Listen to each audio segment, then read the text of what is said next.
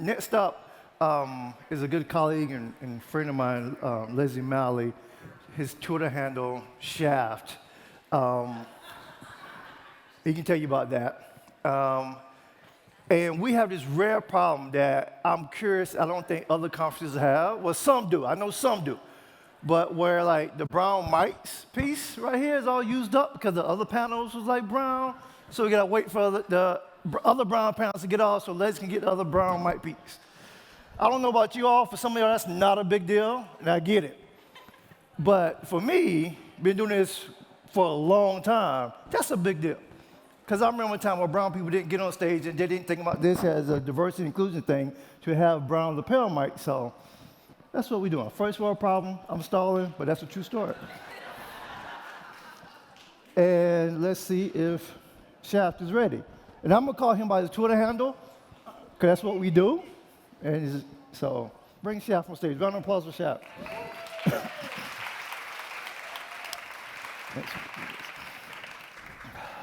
Wow, so this is, what number speaking at Tech Inclusion? 4? 3, I think. 3? 3, yeah. Yeah, but you've been this since day one, though, since 2015. Yeah, well, so first of all, let me thank you, Change Catalyst, thank everyone here for the amazing support the last 5 years. It's been a crazy 5 years. Yeah. We keep learning and getting better together, and I appreciate that. Well, thank you. Thank you for coming. Thank you. Thank you for that. So we got a lot to talk about. The title of this session, Surviving and Thriving While Black in Tech. And we could put big tech, we could put tech in that, but like, let's jump right, before we go into the questions, let's give a little bit of history about, let's name some of the companies you worked at. All of them? Wow, in any particular order. Founding member of Walmart.com in 2000, took Walmart, made them a presence in e-commerce. Co-founder of Upwork, which was Odesk at the time. One of the first 20 people at a company called JotSpot that was acquired by Google. Where else did I go? Wrote the first Apple online store app at Apple. Ran the product safety, security, engineering team at Twitter, stopping trolls. You can tell that I've totally failed at that job. You tried, though. I tried. It was hard, especially when the trolls are in the house. True story. Director of engineering at Slack until the 2016 election, which really sent me down this weird rabbit hole. And I came out of that rabbit hole with a year of working with an organization called Venture for America, whose goal it is to grow entrepreneurs all throughout the country, particularly in cities that are unserved. And worked with a guy who's getting a lot of press right now named Andrew Yang. Yeah, Yang Gang. I know y'all are here. Yeah, right? I knew he was running for president, and I knew he'd get some traction. I am really surprised. It's fascinating just to see. And to know that we did a lot of the work for his UBI platform on the couch in my house here, so I think that's really weird. After that, spent some time with the Obama Foundation, working to really get the tech set up for the Obama Presidential Center, running programs all throughout the country to get people kind of engaged and involved with things like their civic communities, their local communities, and all around the world, in Africa and Indonesia and in Europe.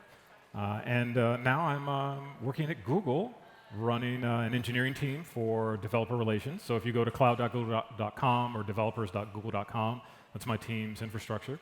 I'm also running all of the tech writers for the cloud products. So if you are doing anything on GCP or Kubernetes, Istio, Anthos, my team writes all the documentation for that. And then I do this in my spare time. I come here and I try to support Wayne and Change Catalyst and Melinda and the whole gang. Wow, that's impressive. But part of it is weird, right? I was sitting in my first meeting, and I'm name dropping here, sitting in my first meeting with the president, not the current president, the last president, the best president. And I'm like, how did I get here? I am a dropout. I didn't go to school for computer science. I mean, I grew up poor. My father was a factory worker. My mother was a stay-at-home mom.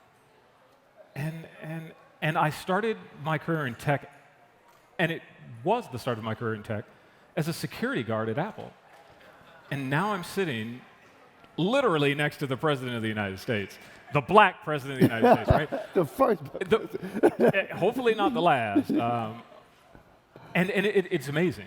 And it was an amazing opportunity, an amazing adventure. And it does show that genius is spread evenly across zip code. And I'm not saying I'm a genius.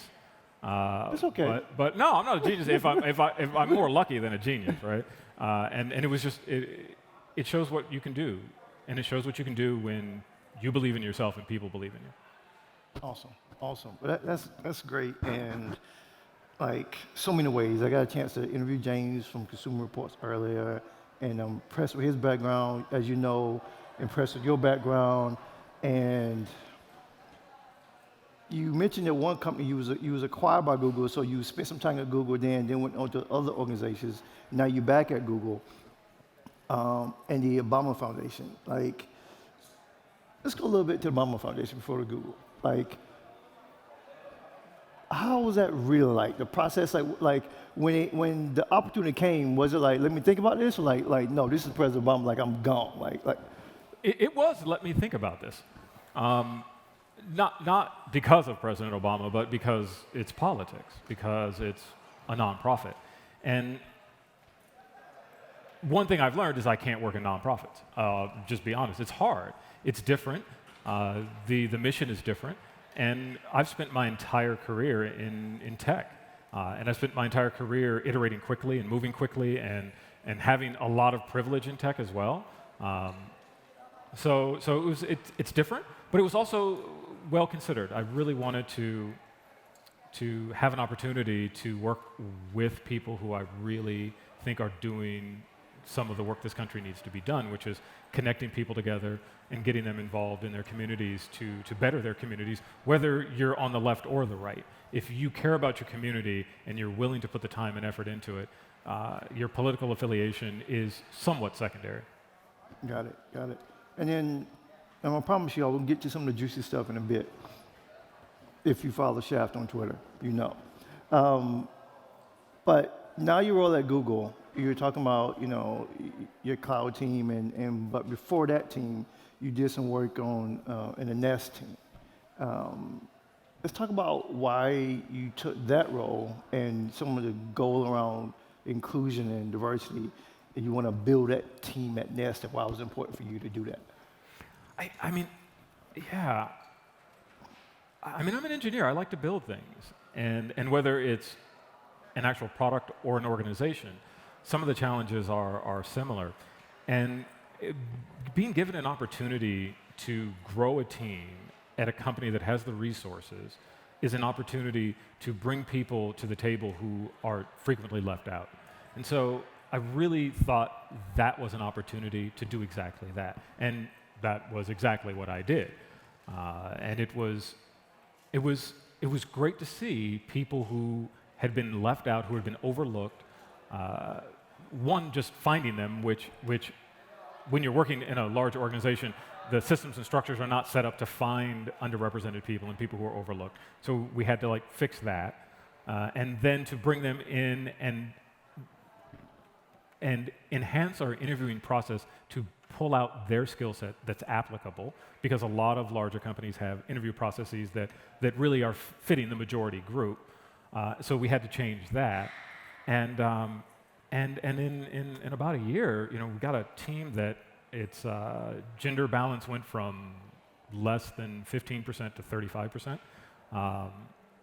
The underrepresented minorities went to, I don't know, I can't remember, it was a while ago. I think we went from less than 5% to 20 or 22% in about a year. And this is on a base of about 50 engineers. So it was, it wasn't like, 100 people, but it was significant, and I was really proud of the work that we did there. But that work did not happen without challenges. Oh, And I'm talking about HR challenges, like with you in a role to actually create change in the hiring process to get, like you said, people deserving like in the door. Can you share like, okay, what happened trying to like do what's right and do what Google and that's the tech industry say, look, well, if they're out there, find them. You found them, but what happened? wow. Just some at some point, all we were getting in the pipeline was majority group, and I said this is not right because we have now like 6 people in process, and they're all white and Asian men. It's not going to happen this way. We're going to stop. We're going to make sure the pipeline it has people from different backgrounds, and then we'll start up again. And someone didn't like it, and they made a complaint that I was biased against white and Asian men. And that went all the way up to HR, and of course, they did their investigation. And one of the things they said to prove my bias was that I made a reference in a meeting and asked people if they knew who Christopher Wallace is. And I said, yeah, and I looked at like somebody who was, really early in their career and said, I probably don't know who Christopher Wallace is. And they thought I was biasing. For those who don't know who Christopher Wallace is, it's Biggie. And they said you use that as a showing that you have bias against people who don't look like you and people who are different backgrounds. And I'm like, first of all, I actually took that from a slide from our white VP of engineering because he brought that up in a slide deck, and it was just a really demoralizing experience to see the work that you're doing that the company says you should do, that the company has enabled you to do, for somebody to complain and actually have to sit and answer questions to investigators about whether or not you're biased against white and Asian people. And I said, if I'm biased, look around. I don't know how you can say that. Look at the teams. It's not like, it looks like the Essence Fest in July. Which I'd love that, right? That would be great. That would be great. If y'all don't know about SS Fest in July, there may be bias against you if you don't. Joke. But if you don't, seriously, Google it, SS Fest. It's and it's in New Orleans, and what did the guy called it, Chocolate City one time? I'm not saying that, but yes. I just said the guy. He was the mayor. That's right. The mayor said it was Chocolate City. Yeah. Okay, moving on. So you have this challenge, with Nest. Then you say, you know what? You're gonna go do a new role. I didn't say I was going to go do a role. No. Okay. So after all that work, getting my team to look, more representative, there's a reorg, which here at Google that happens all the time, and my team got merged with another team, and I was given an opportunity to lead another team that was 25 white and Asian men. And when I said, what's the deal here? Why would you do this? The response was, you can fix it. That's a heavy responsibility for anyone, but that's a heavy responsibility. And I turned down that opportunity. I turned it down because I said, this is not what I'm here for, and I think it's disrespectful, and it's your problem, not mine. And so I bounced. And from there, you had experience of interviewing for new roles, and you got asked, would you not hire a white man if there was no diversity? Yeah, when you show up black, and unapologetically black, as we've seen with Serena, as we've seen with Beyonce, some people just can't deal with it, and I ran into that a lot. I can give you some stats because I remember this. I interviewed with about 35 different people in looking for roles inside of Google. And most of them were engineering leaders, product and engineering leaders. I interviewed with a total of 3 women during that process. I cast a wide net, and I'm like, this is crazy. So in this one particular interview, my views are very well known. I tweet, I write, I'll yell from the deck of every now and then.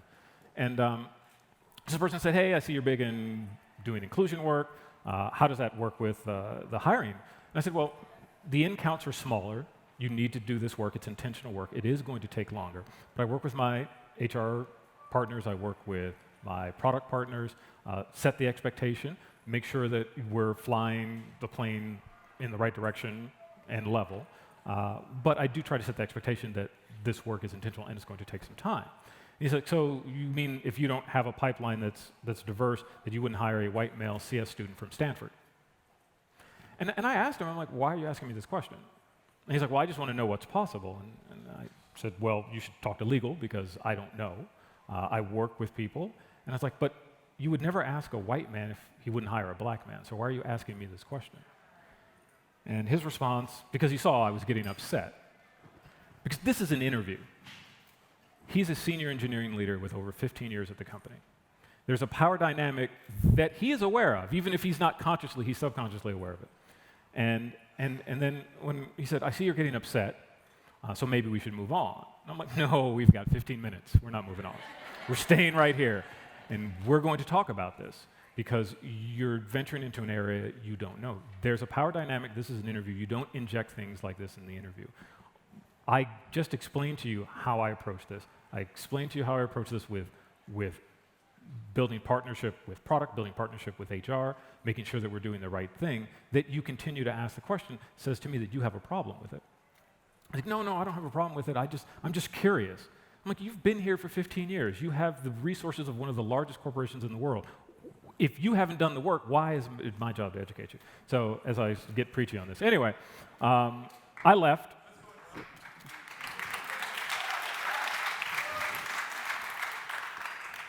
I went home. I was mad. I played with my cat. That's what you do when you're mad. That next morning, I wrote an email to him saying, thank you, but I don't want to work in your org. I wrote an email to his boss and said, this is what the person asked me. And I think that's inappropriate. And, whatever you say, and, I had a discussion with the person, and he said, oh, well, he's not that way. He's genuinely cares. So I'm like, yeah, bullshit. It took me weeks of emails before I could get an official response from anyone. Because people don't see that as a problem. People think that they can ask these questions. And when you challenge them on it, you're angry, and you're the problem. And I don't have space for that. And I will always push until the acknowledgement comes through that this behavior is not the behavior we should be modeling if we're truly an inclusive organization. Yeah, that's awesome. That's awesome. It's okay.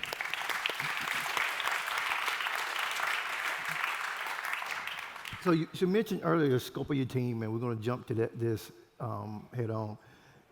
You are now a team of 180 people, 40 engineers, 120 tech writers, 20 PMs, PGMs, and something happened to you again last week that has happened before, and it's the badging bias.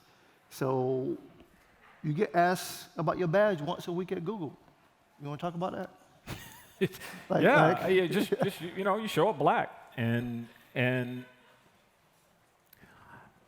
about once a week somebody asks me to see my badge. I wear my badge. It's not like it's in my pocket. It's not like it's in my bag, and it happens in the oddest places, like in the elevator. That's a public elevator.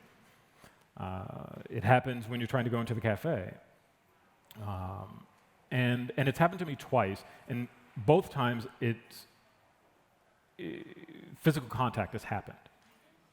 The first time I was going to a meeting, and this person opened the door, and I'm like was trying to get my badge in the door. I'm like, I walk through the door. He's like, hey, buddy, let me see your badge. And maybe they go back. About a week before, somebody asked me for a badge in a public elevator at 7 o'clock in the morning.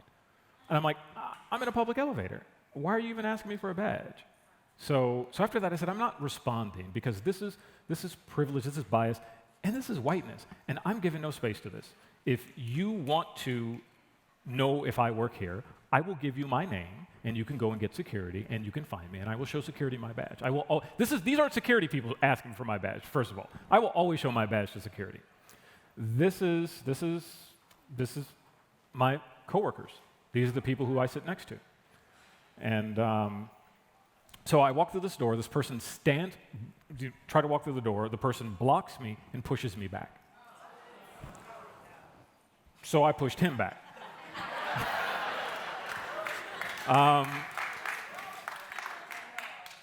then I'm trying to walk to my meeting because, for those of you who are sensitive to language, you may want to cover your ears, because I said, don't you ever fucking touch me. This is not okay. You do not put hands on people. He follows me.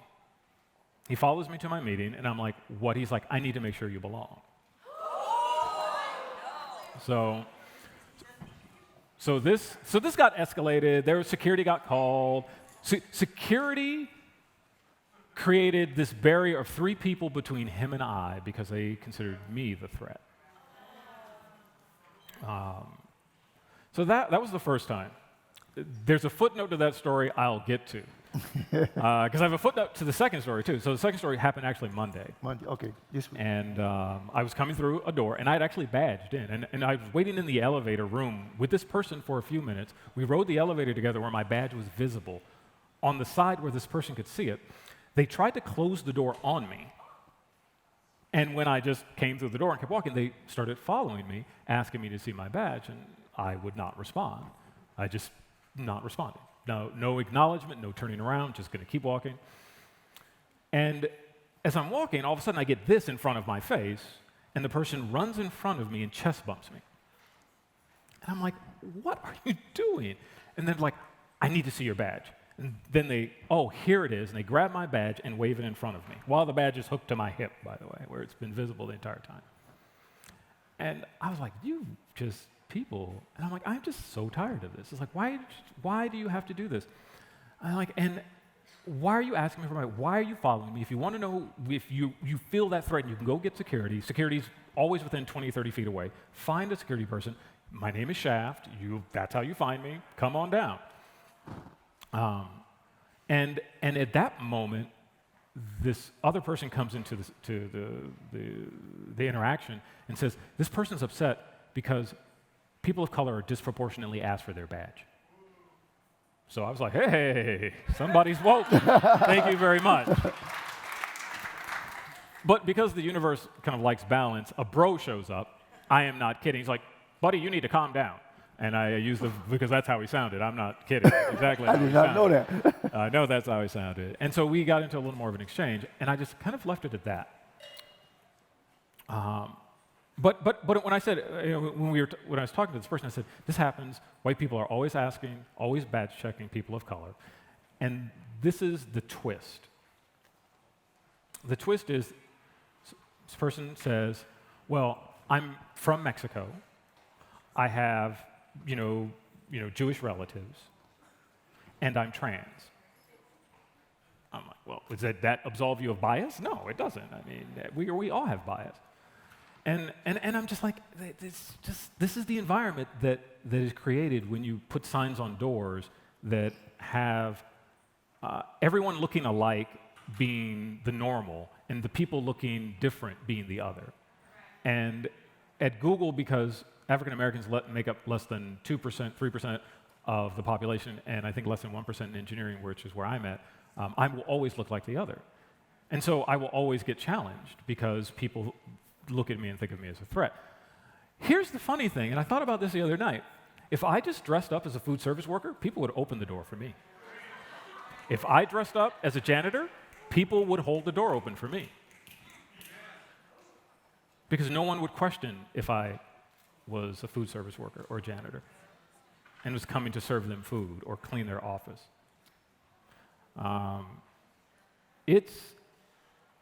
It's ironic because this keeps happening to people of color, not just at Google, but at other tech companies.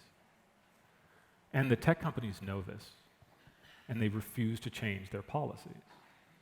But when Daymore drops a memo, they change things the next day.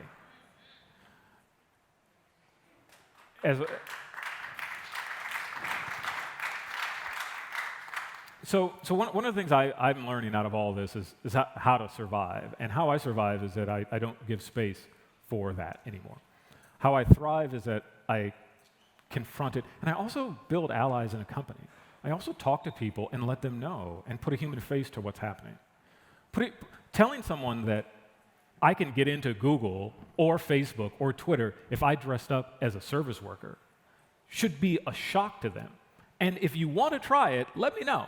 And make sure somebody's filming it, because it will happen. Nobody will do that. If you're a person of color, they will let you in.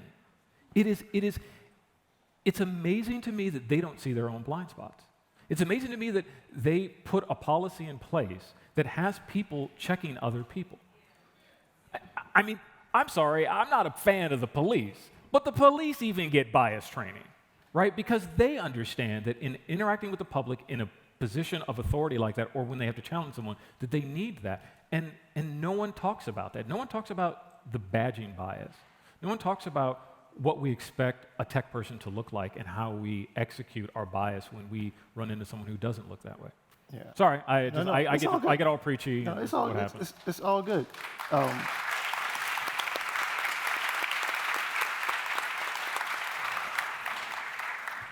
I mean, we know how the tech industry looks at Google, and people know this conference is sponsored by Google. It's easier to sponsor a conference than to take a sign down, right? I say that because and of course they're going to be like, oh, we're going to do that now. Well, you could have done it when the Howard West graduates and Howard West students were being badge checked. You could have did it 2 years ago, right? So if it's really a thing, why is it taking so long? Yeah. Sorry, I know they're paying you salary. I'm sorry. Make this. I'll take you out to dinner. Okay. I'll cook. We'll do more than dinner, man. again. Hey, more than dinner. But on that note, though, like you said, the tech industry, everybody wear badges. Like where we reside at, like we see all the people walking the street badges, and for it to be like this thing that happened for black people, like what point you think the tech industry, or what point in the hiring process should the tech companies start course correcting that? Because we know some of the companies now have training. They talk about safety, security, and belonging, and conscious bias training. But like, what's the solution there? Somebody asked me. I don't know actually. Somebody asked me a question. Don't you get tired of having to prove you belong? I'm like, no, because I'm not proving I belong. When that happens, I'm like, what's wrong with you? It's not me. I think that is part of the solution. Is you really start to identify. They talk about culture fit. They talk about culture add. You talk about all these things they interview for. Maybe you can interview for, and I know we do. We interview for empathy. We interview for self-awareness.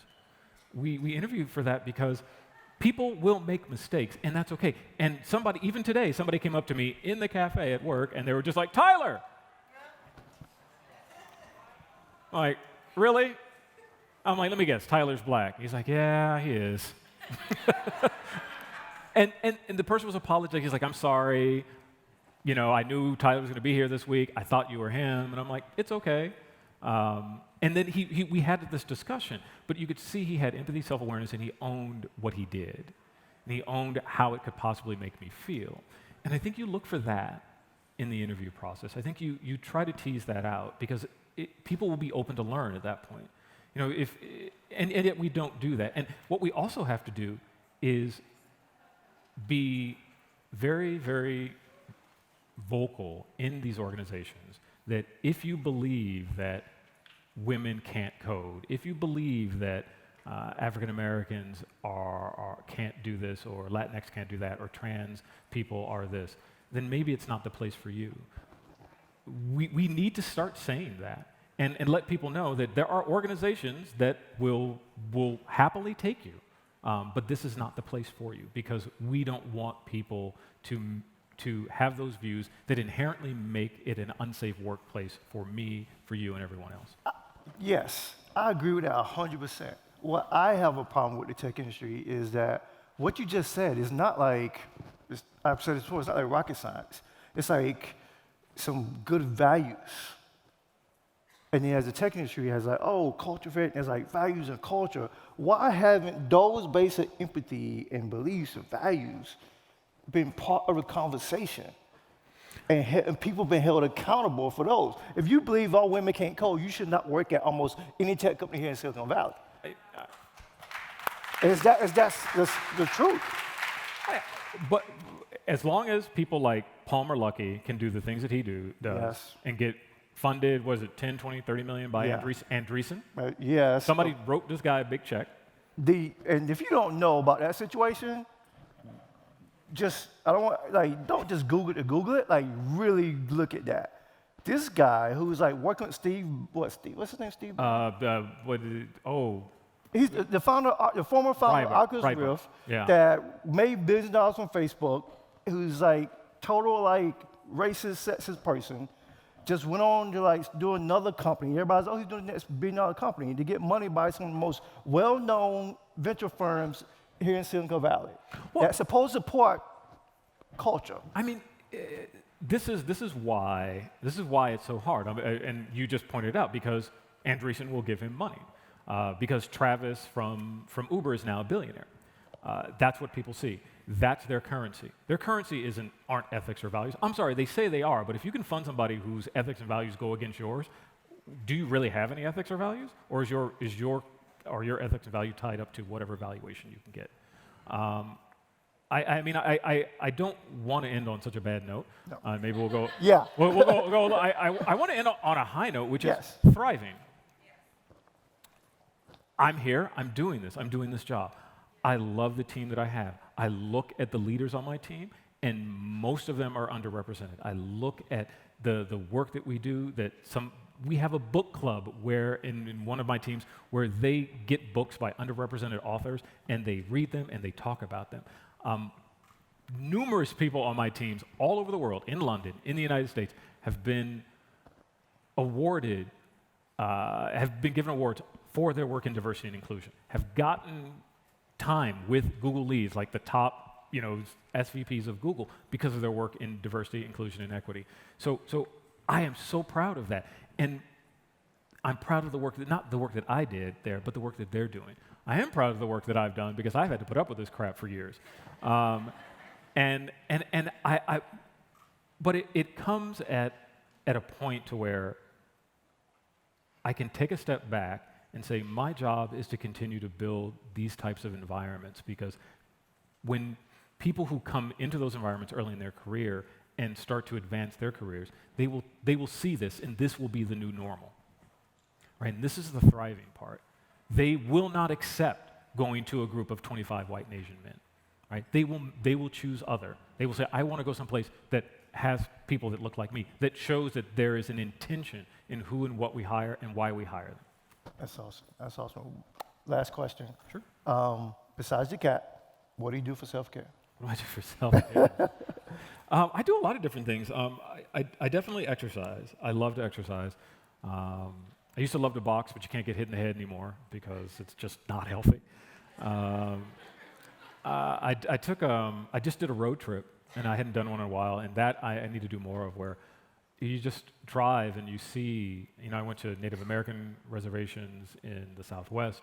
I visited stark landscapes just to reflect on what's been happening with me personally and my involvement in all of this. Because people keep saying this, and I'm starting to believe it, which is I'm here for a reason. And I think part of the reason is to have more people who believe that everyone can achieve. And you don't have to go to an Ivy League school, and you don't have to come from privilege to have an amazing life. We have our work cut out for us.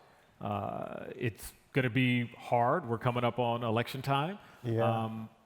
Help, get involved, talk to your relatives who you don't think you should talk to. That's my advice. Let them know that you're out here, and let them know that you're doing the work. Awesome. Thank you. Thank you. All right. Clap, everyone. Thank you.